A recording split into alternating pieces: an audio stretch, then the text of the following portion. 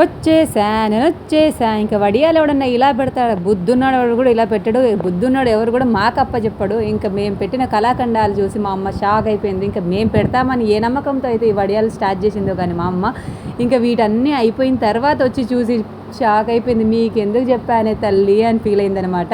ఇంకా రవ్వ వడియాలు అయితే చేసే టైం వచ్చింది. సమ్మర్ రాగానే ప్రతి ఒక్కరి ఇంటి ముంగడ ఉండాల్సినవే ఏంటి ఏమైనా ఉన్నాయి అంటే అవి వడియాలే అనమాట. ఇంకా మేము కూడా ఇవాళ రవ్వ వడియాలు చేస్తాము అని చెప్పేసి స్పెషల్గా చేయించాము. నువ్వు ఇంట్లో పని చేసుకో, మేము బయటే కదా హ్యాపీగా నీడ కూర్చొని పెట్టేసి ఆ తర్వాత ఎండలో పెట్టేసుకుంటాము అని చెప్పేసి అంటే మా అమ్మ రవ్వ వడియాలు అయితే స్టార్ట్ చేసింది.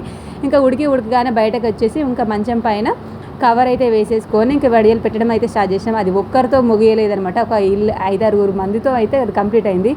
అది అవుతుందా రాదా, ఇంకా మేము పోసిన షేప్లకు అసలుకి అది ఎండి పైకి వస్తాయా లేదా ఇరిగిపోతాయా తుకుడు అయితే అని చెప్పేసి చాలా భయపడ్డాము.